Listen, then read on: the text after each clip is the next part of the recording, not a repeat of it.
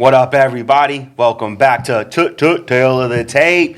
It's your boy Craig here with my co-host, your linguist of litigations, Michael Johnson. All right, let's get into it, baby. So, a lot of stuff going on in the world of combat sports and that which surrounds it. One of the biggest things that has gone down over the past week is the class action lawsuit against the UFC in relation to TKO, the taking over by TKO or the combining with TKO. The settlement has finally reached an agreement at $335 million. The original settlement, I found out, was actually for 1.8. Yeah, the highest range. Yeah. It was something like what they were looking at was 800 million to 1.6 was what they wanted or whatever. And it was for the, allegations for wage suppression. So pretty much guys just complaining that they didn't get paid what they deserved. Correct. Going back, many years actually. Mm-hmm. Like, it started even like a decade ago. Like some of the guys involved, like as an example, Dan Hardy. Okay. Who former title challenger. That time that he fought GSP on short notice, he made $5,400. Wow. To fight George St. Pierre. Even back then, that's still not a lot of money. Yeah. So I can, I can understand. They fought hard. One of the major guys involved was Nate Corey. You remember him? Yeah, Nate Corey. Former title challenger, same type of story. Fought Rich Ace Franklin and got paid, short money. But at the time, especially the sport was so booming, and they're like, get in there and fight the champ. You probably just take whatever they pay. You're gonna you're definitely gonna take whatever you can get, because if you become the champ, that payday is gonna rise regardless. Because a lot of fighters are reacting like, well, that's what they offered you, and you decided to fight the guy. Yeah. $4,000 or $5,000. And it's like, well, I didn't know I could do better. I just wanted to take my chance at the title. And you can also say, not only did you not know better, but like, you're going to turn down the opportunity of a lifetime. Yeah. Like, at the end of the day, like, I love the UFC. Yeah. Big Dana White fan. But when there's a proverbial life-changing gun in front of you, and it's like, take this L or take this life-changing possible fight that you actually want, you're going to do it for what we tell you, or you're not going to do it at all. And, there's a lot of situations that surround that. Like, if you look at all these MMA fighters who are now turning to boxing and podcasts, Johnny Hendricks is like a cop now. Yeah. Once a title challenger now has to work as a cop. You need a career. These guys have to retire, due to bodily injuries or, whatever. They realize they can't move any forward, and not just like some scrubs who fought 5 times and lost 4 and got released, but the guys who were big name guys have to look to other sources of income because they fought for 10 years of their lives. And let's be honest, none of us can work 10 years and expect to be set for the rest of our lives. But premier athletes that are making hundreds of millions of dollars for a company.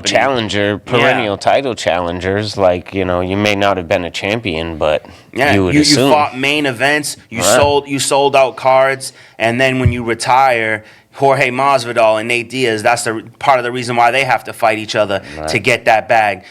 Francis Ngannou had to leave the UFC to go get the bag in boxing, I think guys like, Jorge and Nate, not being so far removed from the sport, and they need to go make some more money. That might be poor money management on top of it. Probably. But that's whatever. That's neither here nor there. Exactly. And that could be the case for a lot of guys who need to go further to make that money. Not everybody can get the endorsement deals and the movie deals like Conor McGregor and Ronda Rousey.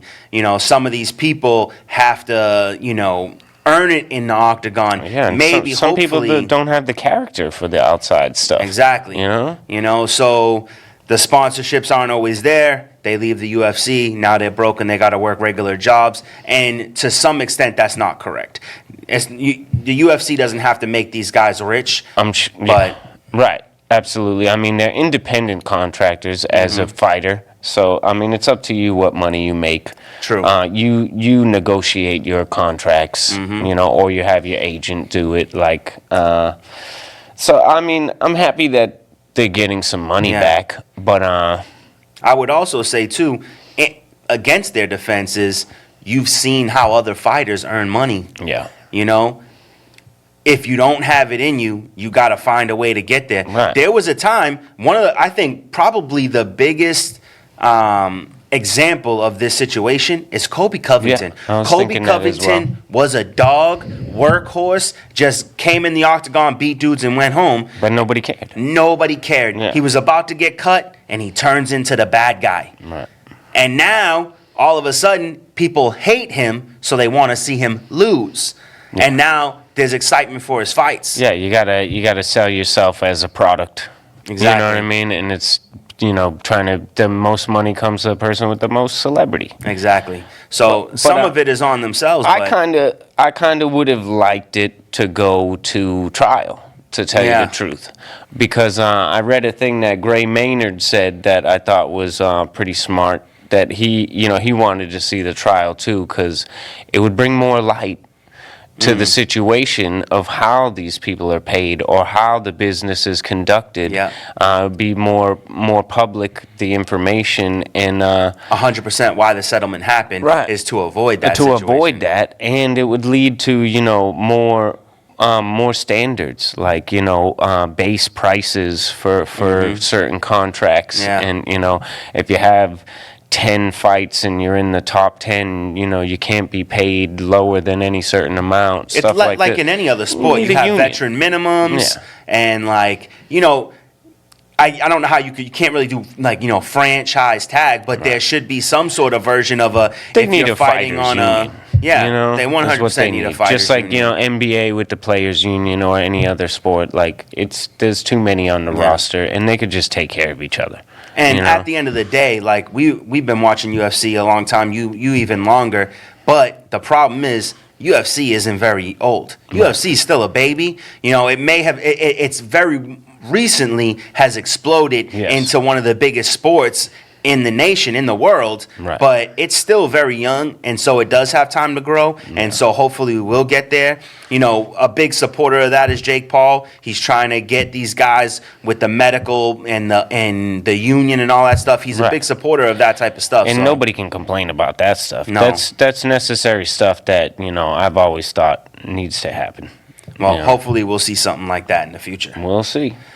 All right, one of the biggest stories is Islam Makhachev. He says he does want Dustin Poirier. He doesn't believe Dustin Poirier deserves it after the win, but that he is the only person available, and he wants to be active. And he kind of took a dig at Dustin and said he has a nice guillotine. Yeah, I thought that was pretty good. That was definitely a good little slap at him. I liked it. If he said it, you know what I mean? But. Islam. It was on. I think it was with Ariel Hawani. Okay, so it was an interview. It wasn't an interview. Like a little Twitter thing. No. He actually said the words out of his mouth. He has a nice guillotine. He can be funny sometimes, because he's so monotone. But I don't hate that fight. I think I would kind of rather see Arman Sarukian versus Islam. If he wins against Charles Oliveira, I think the grappling, is high level, and we'll see, especially against Charles, I don't know, that gets my beak wet. 110%. More than Dustin. I love Dustin, and Who doesn't? I'd love to see him get another title shot, but I don't think he deserves it, over even Justin Gaethje. And in all reality, as much as I would love to see him get it, I actually would hate to see him get it.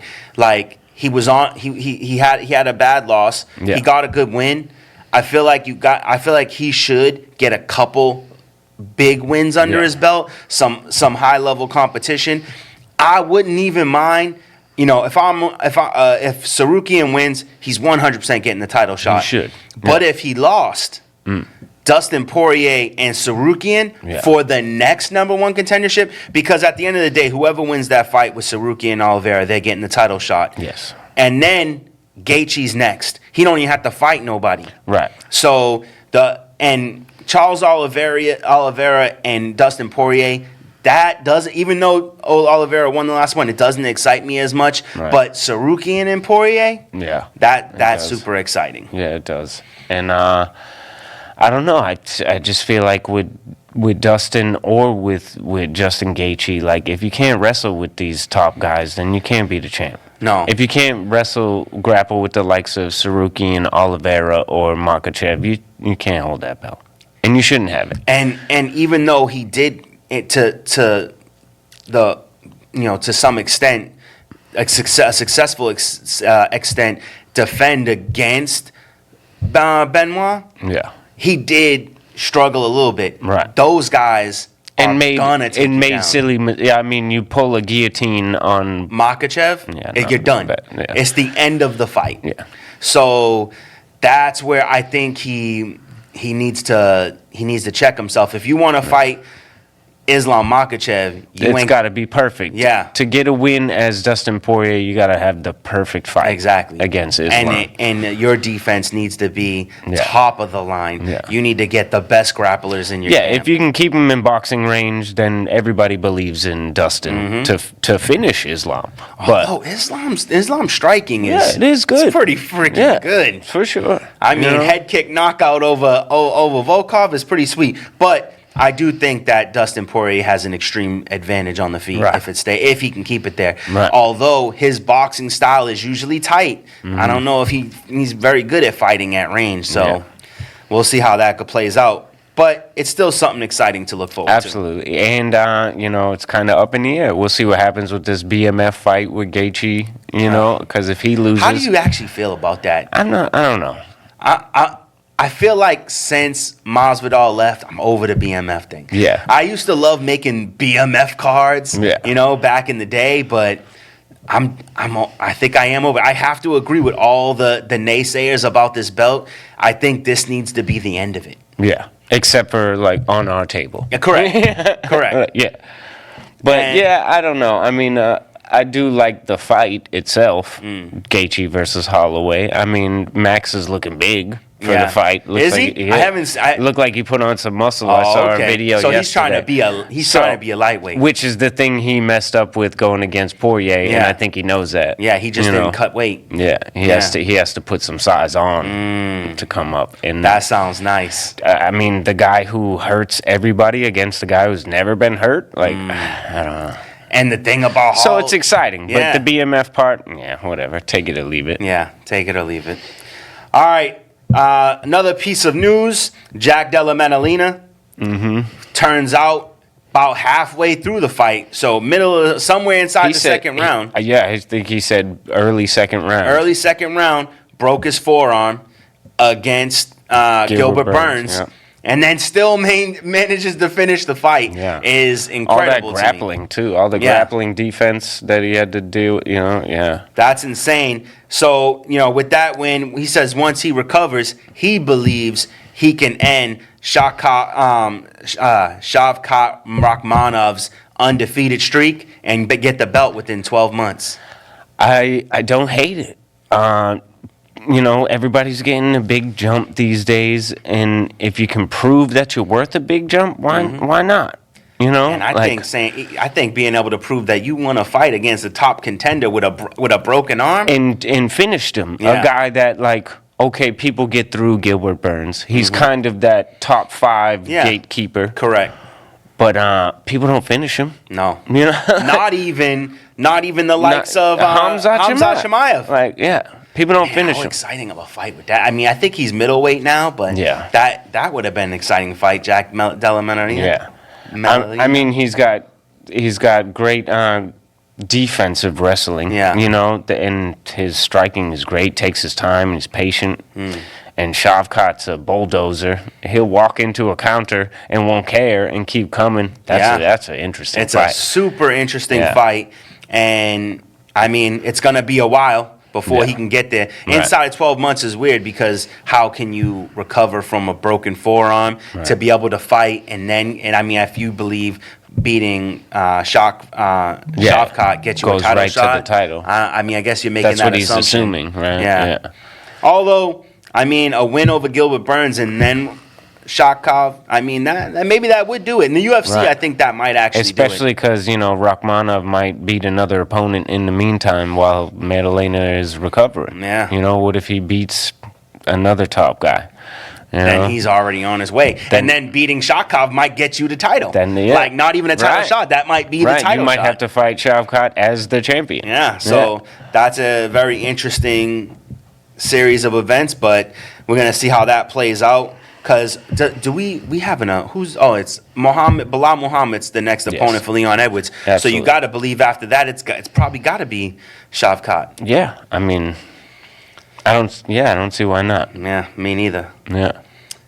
Then I heard, today they were talking about Ronda Rousey. Ronda Rousey says, because she's recently retired from the WWE. She's also retired from the UFC, and she said one of the biggest reasons for her retirement was due to concussions.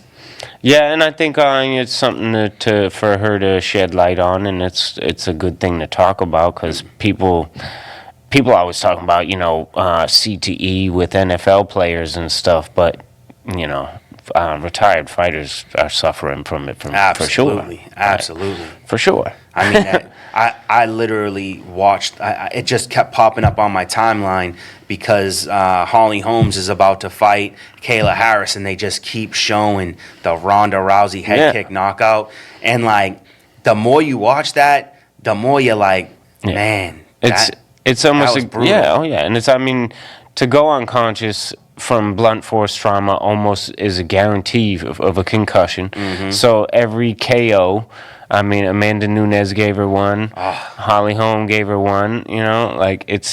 They stack up. Yeah, and she has been. And you don't have to go out to get a concussion. No, absolutely not. And you can not go to the hospital because you don't think anything's too bad, and you can go get an undiagnosed concussion too. Yeah. And that's even more dangerous. Yeah, and then you find out later that you got a scar on your brain and stuff. That's me, but that's undiagnosed concussions. Yeah, you don't even realize that the stuff builds up, but you're getting hit in the head. Mm-hmm. That's what you do. So it makes me wonder what's next for Ronda Rousey. Yeah. Clearly, fighting is over for her. Yeah, but she has such star power in her name. I'm sure she'll have a podcast soon. And I like her. She's a smart woman. Yeah. And I like that people pay attention to her, and she sheds a light on the things that should be in the light. And what a good person to be able to shed that light. Someone with a name and a voice as big as hers. Yeah. It's pretty good. In lower, sadder news. Yeah, it's pretty unfortunate. Walt Harris receives a 4-year suspension for multiple steroids found in his system. Yeah. The only problem I have with this is I don't even get it. Yeah. He wasn't fighting. I didn't hear anything about him scheduled to fight. Why is he being drug tested by the I know he had a surgery. Yeah. Whenever you're in the pool and they can test you when they want, But the original samples that they came up that were dirty were June and July of 2023, but it's even probably a year before that he fought, right? All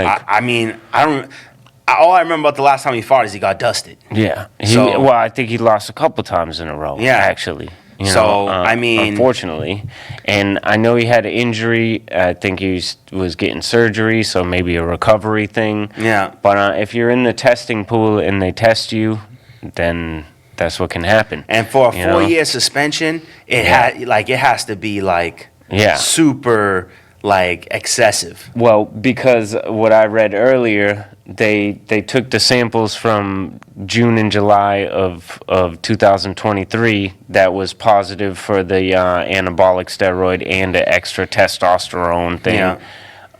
And then they tested him again this year, and it was still there.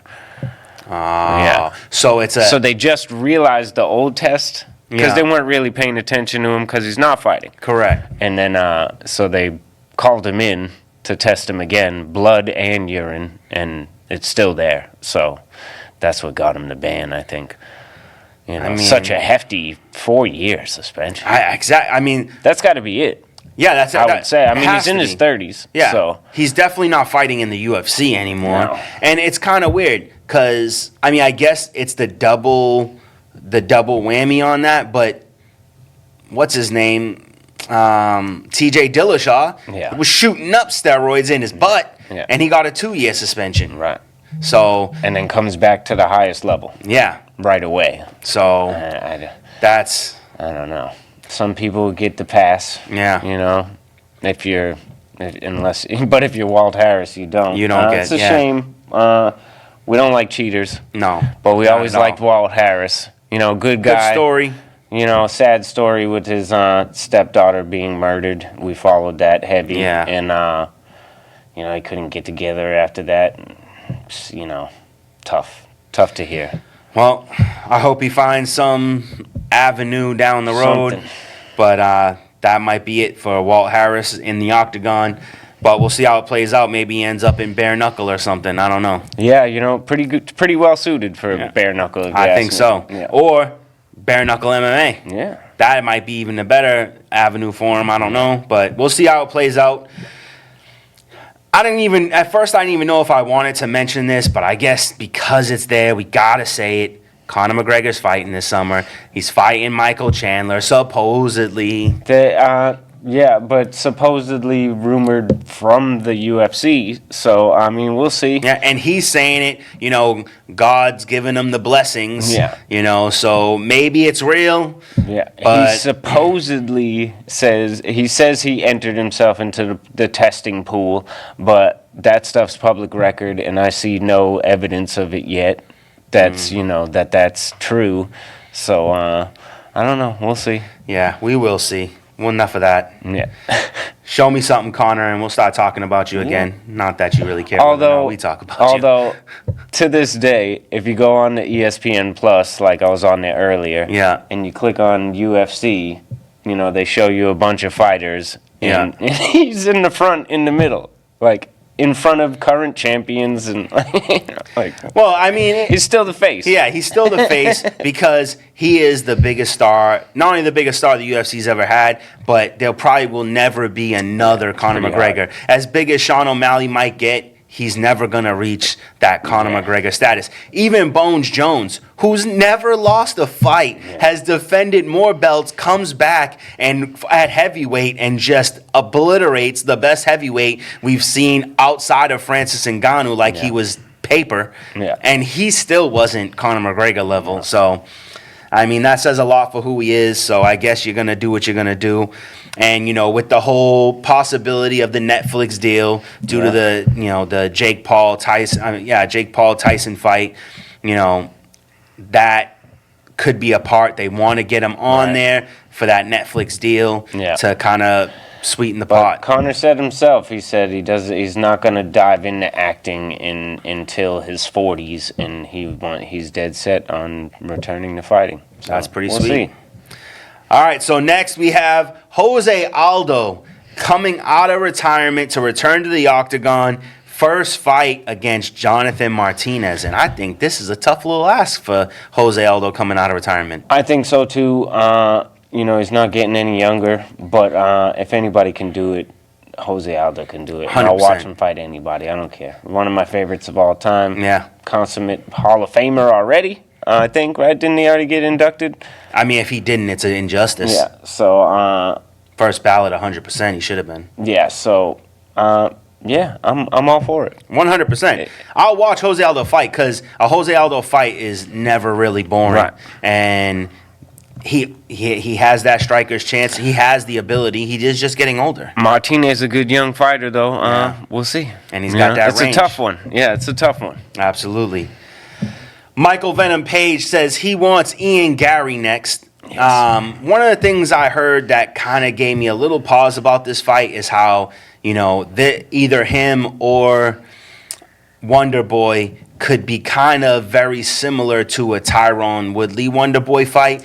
Two counter strikers constantly waiting for the other to make a move. Yeah. Could get all these guys fight the same exact way, so this type of fight could get a little boring.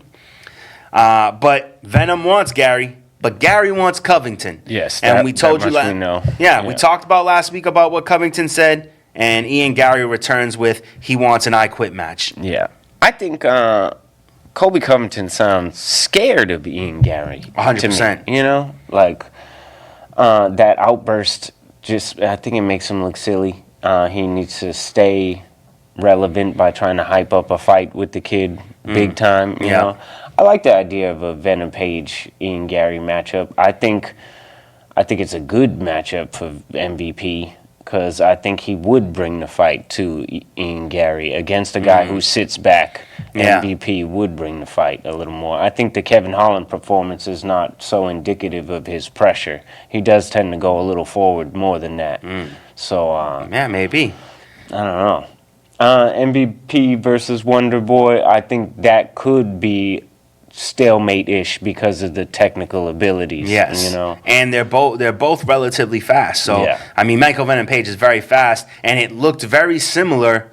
Actually, a little less chaotic when Kevin Holland was fighting Wonder Boy. Wonder Boy kind of reined in the chaos a little bit more. Right. He seemed a little bit more accurate, right. a little bit more poised. But this Covington fight I like a lot too because this is gonna how Covington responds to this says a lot because Covington's words make you feel like you said he's scared. Yeah. Ian Gary said, "Let's just fight until someone says I quit, and if whoever says it has to retire in the octagon." You put that in the contract. I don't think Dana White goes for it because he doesn't want either one of these fighters to have to retire. He's not going to let it happen, but it's interesting. And it sets a precedent of people putting in, WWE-like stipulations into contracts. We're going to have a tables, ladders, and chairs match next. Oh, man. No fall pin anywhere. Yeah. What was that? Submissions fight anywhere, in the back throwing you room. out of the octagon. Yo. Oh, man. That's actually hilarious. I don't want to see anything like that. That would make UFC stupid. But it just makes it interesting because someone's saying, I want to fight you, and I don't want there to be a time limit. Yeah. I want you to have to fight until I make you say, I quit. I mean, it's always the best to get a person to say that because there's no better win than the I quit. And even worse if you say it knowing your career's on the line. If you can get someone to say I quit knowing they can never do what they want to do ever again. I'll just retire instead of taking any more hits. That's pretty good. Not sure that Ian Gary possesses the ability to do that to Colby Covington. I don't think anybody possesses the ability to do that to Colby Covington. I don't know. I'm not sure Ian Gary possesses the grappling defense, but Colby, is he the same Colby? Ian Gary's kind of a big dude, though. I don't know if Colby he is Covington a huge welterweight. Yeah, I don't know that he could keep him down. I don't think he has that same pressure that he did either. Yeah. I don't know. And we might have seen Covington's best days pass him by. Yeah, I think so too, and that's why he has to play these games. Yeah. If he loses this one, though, if he fights Gary and loses, that's the end for him. Oh, 100%.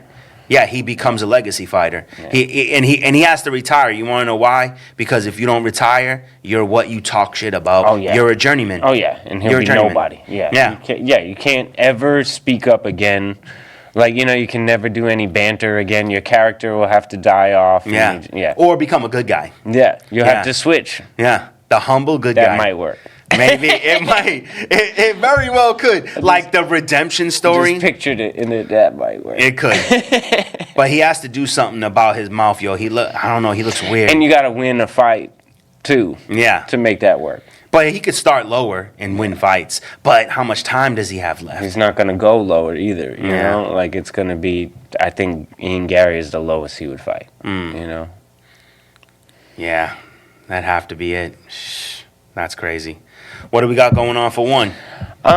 Nothing coming up this week. We got two big cards coming up in April, but we'll get to them next week. But I wanted to let people know how to watch, because ONE FC is doing weekly events. They have Friday night fights at the Lumpini Stadium in Bangkok.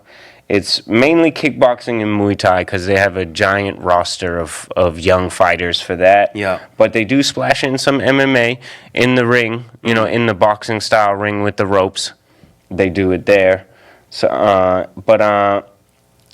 every couple of weeks and at least once a month, they have the fight nights for ONE FC, and they're packed with MMA, Muay Thai, kickboxing, and submission fighting. And there's a big one coming up that we'll be talking about. But check it out on Prime Video, shows the fight nights, and you got the onefc.com app to watch the Friday night fights every week. Yeah, I didn't realize it was so easy. It's so good that people need to be watching it. Absolutely. So where we at now? All right, so let's talk about this UFC. Yeah, let's get into these UFC fight nights. So last week we had Tuivasa versus Tybura, and man, not a great fight for Tai Tuivasa. No, this is terrible. We want to run through the whole card? Or? Yeah, we can start from the bottom. There are a couple fights that I wanted to touch on. It was a great card overall. It was quality. It was quality. One of those underrated cards. So we had Gregorio versus Anheliger. Yeah, Anheliger with a solid decision. Grigori was on his debut. Anheliger was like on his last leg. Gets himself a nice decision. Nice. To stay in the company. Thiago Moises versus Mitch Ramirez, and this is a leg TKO. Crazy that Moises is this low on the prelim. I don't understand it. He was just fighting Makhachev like 2 fights ago. Yeah. And shows that he deserves to still be up there. Correct. Just classes Ramirez with the leg kicks, but he was doing anything he wanted. Yeah. Performance of the night, and this is one of the fights I wanted to talk about, Jacqueline Amorim versus Corey McKenna. And this fight made me mad because she gets McKenna in a triangle choke. Yeah. And I saw she taps on the leg. Mm-hmm. The ref says stop. She releases it, and then he says, no, keep going. Yeah. And so she has to try to re-get the triangle, moves to the arm bar. The girl taps twice before the ref calls the fight. And I always forget his name. Mike Beltran. Mike Beltran. Yeah, with the big whiskers. Has always been a quality ref, and I feel like he needs to be held accountable for this. Yeah, I agree. Making the mustaches look bad, Mike Beltran.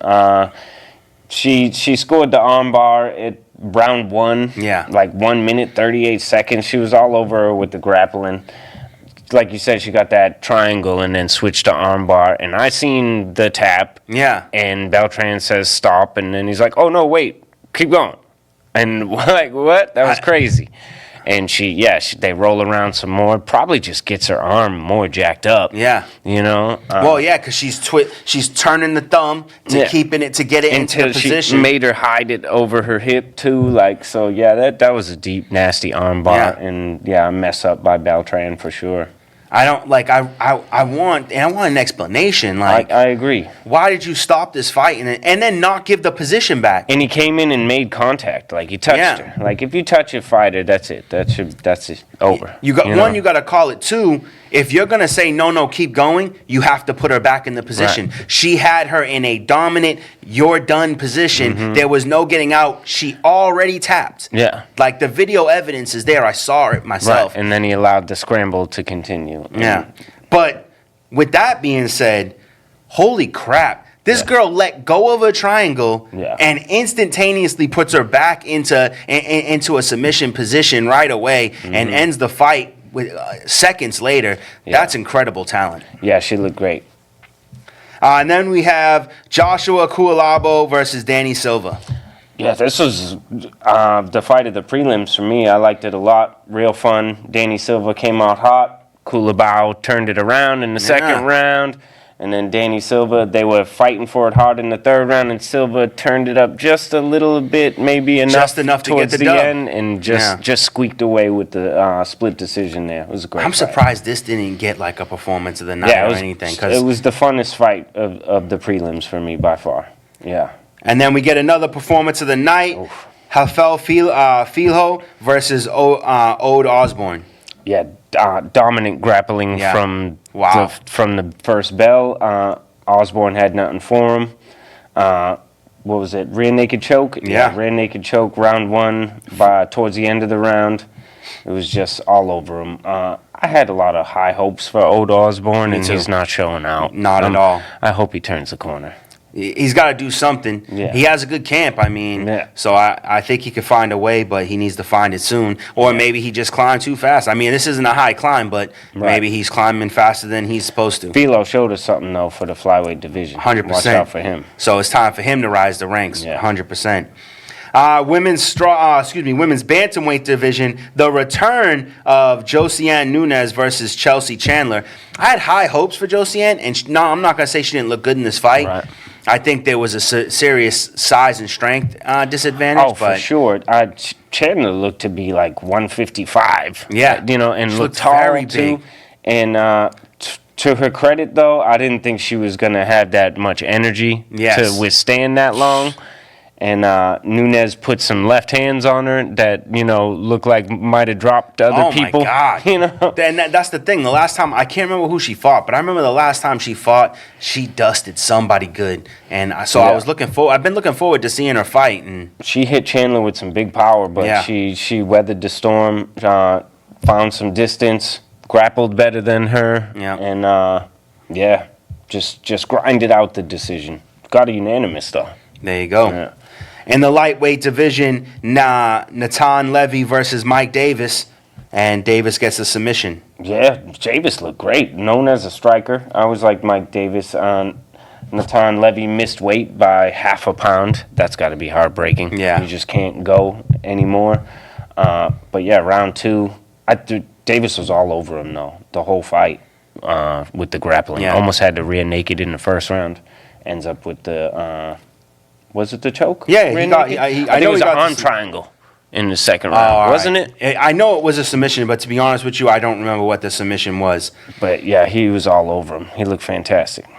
Middleweight bout, Gerald Meerschaert versus Brian Barberina. This was actually a pretty good one for Meerschaert. It looked real good. Another fun fight. I thought this was going to be a little better for Barberina. He didn't really find any range. Meerschaert, searched for the takedown. I like to see Meerschaert moving forward. He wasn't, dancing away like he is most of the time.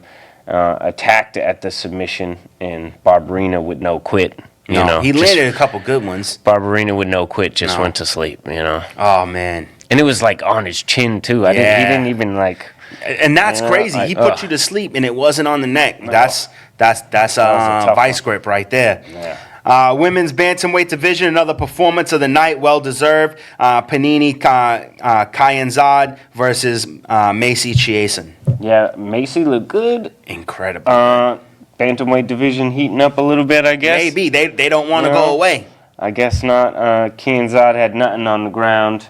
It was a big time scramble fight. I can't say that Kyanzad had nothing. It was back and forth quite a bit. But Macy found herself on top every time. And 3 minutes and 54 seconds in round one comes up with the rear naked choke. Absolutely. Well done. Yeah. Featherweight division, Christian Rodriguez versus Isaac Delgarian. This was an interesting fight. I'm not sure. Christian Rodriguez gets away with the decision, but I feel like Delgarian robbed a little bit here. Just a little. He was gassing out bad. Rodriguez wins the third round big time because, Delgarian was just gassed out. But I kind of feel like he did enough for the first 2 rounds to get the decision. I mean, the grappling pressure was all over him for 2 rounds. I think with this fight, I think I was a little busy on this fight because I don't really remember I don't remember the pace of the fight, so I might not have been paying as close attention. This fight, I paid a little bit more attention to. Ovin St. Preux versus Kennedy Nzechukwu, and I was so disappointed. I really thought Nzechukwu was on the rise. One shot at a time for both guys in this fight. You kind of expect that from OSP, though. That's his style. But Nzechukwu didn't turn it on until it was like, a minute and 30 left in the third round. And then he starts putting combinations together and starts looking good. I'm like, where was that last round? Exactly. I feel like he could have put OSP away. And maybe if it had been a 5-round fight, he would have had it. Because by the end of the third round, OSP was barely hanging on. Gets himself a split decision. I think it's fair. I do think that St. Preux won the fight. But I just I like Nzechukwu so much. He's not an exciting fighter. No, it's just lack of output. His footwork looked great. He just didn't put enough together. Then we have a disappointing end to what should have been a really good fight in the welterweight division. Ends with some drama. Brian Battle versus Ange Lusa. Yeah, I don't know. Yeah, well, no contest finish. Did they even go into? I think it was the second round. It was the second round. And a little bit of a clash, and then Battle's kind of pushing him away, and looks like the thumb maybe, or it's hard. It did look like the thumb kind of scraped his eye. It's hard to tell in the replay. Yeah. It doesn't seem. We've seen worse eye bad. pokes. It doesn't seem so bad. And you were good enough to eyes wide open talking about you wanted to kill somebody. Right. So I like that Brian Battle called him the B word. Yeah, because I think he did kind of bitch out a little. Yeah. If you ask me, I don't understand. A big thing for me, you get 5 minutes.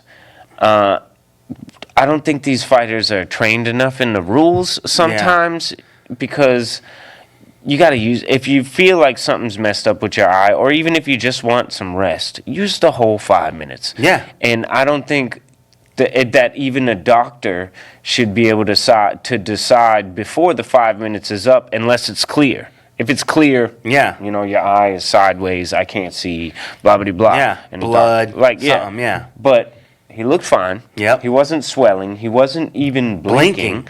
Nothing. But he tells the doctor, I can't really see. And the doctor immediately, tells Mike Beltran, and he waves it off. And if you tell a doctor or a referee, I can't see, I feel it's like over. That means you don't want to fight. Correct. Right? 100%. You don't want to fight. I would never say that. No. I would never say that. So, yeah, it does. I mean, and that's what Brian Battle said. Brian Battle said he felt the power, and he didn't want no more. I had a cut in my eyebrow, and it was bleeding in my eye, and I remember a ref was like, oh, that looks pretty bad, and I was like, I'm good. He was like, you can see good, and I was like, yeah, I'm good. I saw nothing. But, you know what I mean? Yeah. I knew I could still win. Yeah. With one eye. DC got a whole finger in his eyeball. It was... and it was crooked. He looked like Michael Bisping for the rest of that fight. Oh, my God. It was so bad. Yeah. Just fight. Come on. And then we have the main event performance of the night, Tai Tuivasa versus Marcin Tybura. And, man, you love Tai Tuivasa so much. And to see it go down this way, it's let's go over the fight. Yeah, submission round 1, 4 minutes and 8 seconds for Tybura with the rear naked choke. Again, not wanting to tap, goes out on the shield. Yeah. Goes to sleep good. Yeah. He fought it so hard. Not in any technical manner. No. Just fought it with strength. Stay awake. Yes, just stretching it. Which I feel like he was just clenching his neck. Like, I'm going to say right now, that attempt to just not give up washes away the turn into the arm triangle that time. Yes.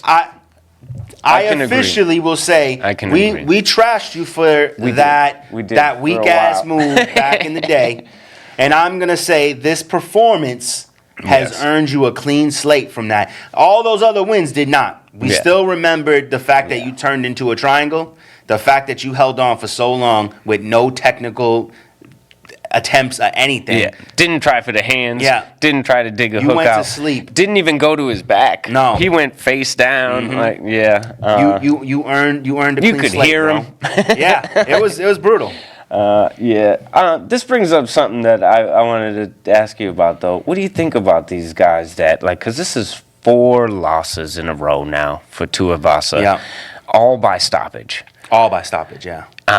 Where does that leave a guy like that? Like, we're big, and even a guy like, old Osborne, this is like 3 in a row. Yeah. But he's a fan favorite type guy. Like, what do you do with guys like that? So this is what I say to that, is that there are guys like old Osborne who, if you bring up to a fair weather UFC fan, they're going to say, who? Right. And then there's guys like Tai Tuivasa who you bring up to a fair weather fan and they're like, oh, man, that guy be knocking people out. But he might not be able to name who he might have knocked out. Exactly. Right. And so I say that to say this. There are guys that can lose all the time. Nate Diaz. Yeah. Jorge Masvidal. Yeah. Kobe Covington. And we'll still watch him. And we're going to watch these guys because either we love them or we hate them. Or we love to hate them. And you're going to tune in to watch them fight. There are just some people. There are guys who we don't even care about. Clay Guida. Yeah.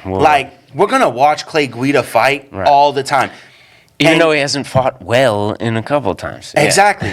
There's just guys. And I would never say he doesn't fight well, but whether he wins or loses, we're always going to want to watch Jim Miller. Yeah. You know? Well, Jim Miller been fighting well. He's been fighting well. But even if he lost 3 in a row, I'm going to watch the next Jim Miller fight. Absolutely. And I'm going to root for Jim Miller. Yeah. There's just some guys that it doesn't matter how many times they lose. Yeah, I don't think maybe Osborne doesn't fall in that category. He's never had the name like that, and he's still too young to. That's what I'm saying. There's some guys. He's going to turn the corner there. Yeah. But, Tuivasa, only 30. Yeah. Or 31, I think. I think he's just proven that he's in a place in his career where he has to fight money fights. He has to fight those premier fights, like guys like a rematch against Derek Lewis, fighting the guys who are going to stand and bang. Yeah. He cannot fight grapplers, and title contention is out. He was putting it on to Bora for a little bit. Yeah. Title contention is out the window. Yeah. You're no longer going to fight for a title, but you could fight the Derek Lewises of the world. You could fight I wouldn't even mind seeing him getting another opportunity at, what's his name? The knockout, Cyril Gane? No, not Cyril Gane. Hell no. I don't want to see him fight Cyril Gane. Yeah. The other dude's Pavlovich. Sergey Pavlovich. Yeah, Pavlovich. I wouldn't mind that rematch because it's going to be just a banger. Either he's going to one of them are going to knock the other out, and I like that fight. I don't want to see him fight anybody who's going to take him down. Right. But I do want to see him fight guys. And what I would like to see him, if it was a title fight, hypothetical, it's Cyril Gane versus Tom Aspinall for the title. Yeah. Cyril Gane hurts his arm and he's out the fight. 10 days notice. 10 days notice. Tai Tuivasa comes in. They're going to strike. I feel like Tom Aspinall is going to be like, oh, you that guy? I'm going to be that guy with you too, just like he did with Sergey Pavlovich. Yeah. That's a fight I would love to tune in and watch. Yeah. Because it's going to be the build-up is going to be great. What happens in the octagon, I'm not worried about that. It's going to be fun no matter who loses. Because I had the thought of, BKFC. Oh, man. BKFC is exciting for a guy like Tai Tuivasa. Because he will knock every heavyweight out, I think. Oh, it's over with. Yeah. But I don't want to see Tai Tuivasa leave the UFC yet. Exactly. I want him in the bigger stage. If he lost 2 or 3 more fights in a row, all right, go. Even if it's bigger money for him, I want to see him in the bigger stage. Absolutely. Yeah. Gotta see him. I need to see the shoeies. I agree. There's a place for them guys. 4 losses in a row. And you're still there. Yeah, it does. If you can make yourself entertaining and a fan favorite, UFC is never gonna let you go. There's some guys that can have 2 fights, 2 losses in a row. You're done. Yeah, you're done. Move on. All right, now we have the next fight night. We got to bang through this. We don't got much time left. So, big flyweight fight. Doug Rose trying her hand again at the flyweight division after a loss, going up against Amanda Ribas, who's coming off the dub. Yeah. This is an exciting fight. Oh yeah. Doug Rose, crazy, coming off the loss to Esparza in the strawweight division. Then she tried her hand at submission grappling. She got choked out by Jillian Robertson. Really? Yeah, that's by Jillian Robertson. Interesting fact. Wow. And then that loss in the flyweight debut against Manon Fiorot. Yep. Which that's a contender right there. Yeah, so. Absolutely. It's weird to see Rose as the underdog. It's been a while, but Ribas looked pretty solid with that crazy wheel kick against Luana Pinheiro. And that pressure she brings on. She took a beating from Barbara before that. Yeah. But that pressure, she don't stop coming forward. It's a very interesting fight. You know what? I was thinking about this, and maybe you'll have a better memory of the fight between Minot and Thug Rose. Mm-hmm. But one of the things I've always loved about Thug Rose is she has this great bouncing style, and I feel like I don't remember her doing that in the Minot fight. No, she was very planted. She was switching a lot, orthodox to southpaw, but very planted, that she was heavy on her front foot, and I didn't like it. Yeah, that's her style. That's how she traps you. She's different. Always moving around, and I hope that she returns to that, because that's the best Thug Rose that you're going to get. And I think with she can have a speed advantage here at flyweight, implementing that style. Absolutely. And she never was a power striker. I don't want to see her sit down on her leg like that. No. Yeah, she didn't look good.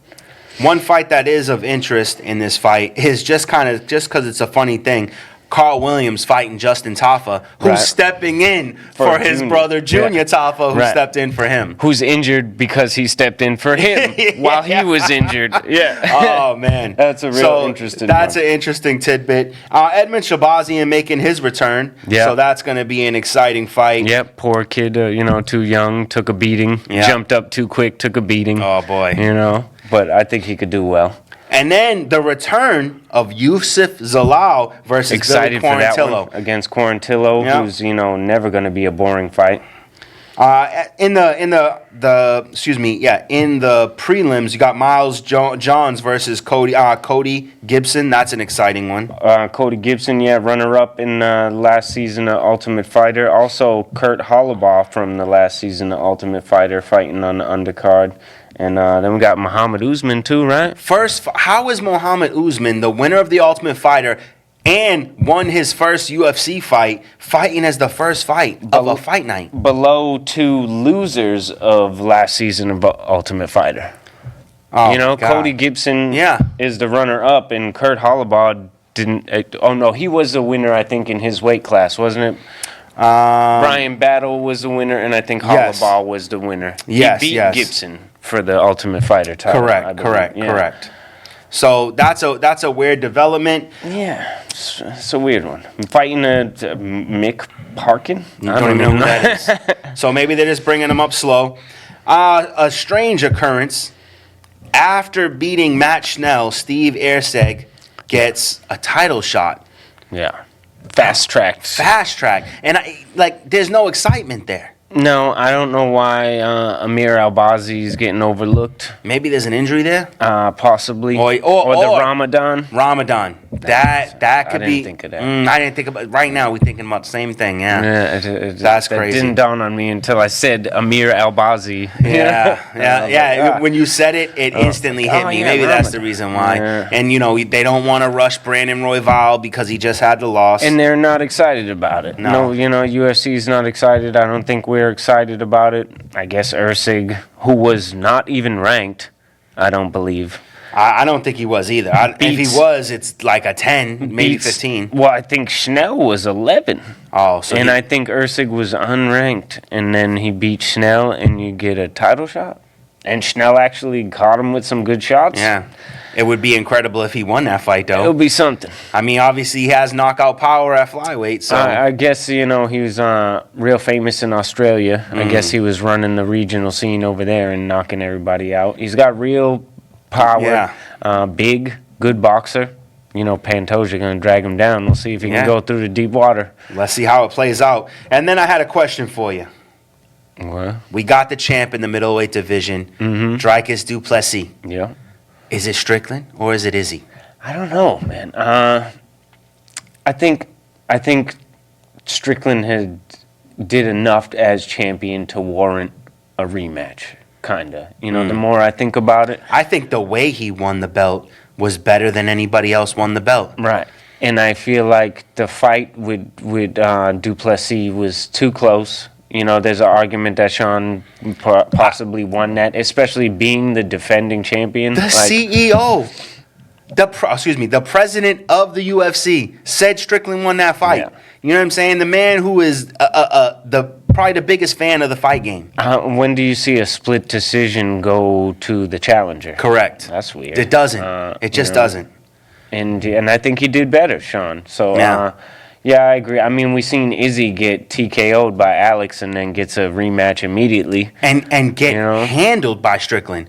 Nobody has done to Izzy what Strickland did to Izzy. And if Israel wanted a rematch against Strickland, he probably would have got it. Yeah. You know? Yeah. So, yeah, I think that Strickland should get a rematch. I couldn't agree more. And especially because now we got Adesanya on the layoff. He's not the most exciting guy anyways. And I also think Strickland has been in there now. Yeah. He knows what to expect. I think he has the better style to face Duplessis. Yeah. I think Duplessis is a bad matchup for Izzy, kind of. I thought that when Izzy was the champ. Yeah. I got to admit myself, as much as I'm a huge Izzy fan, I was worried about that matchup. Yeah, Duplessis is a tough matchup. All right, well, we'll see how it goes forward. That's all we have for you today, my friends. And check us out, Gym Bag Entertainment on YouTube, Gym Bag Entertainment on Spotify. And we look forward to bringing you more news, and we'll see you next week. And until then, you have a good night. Peace.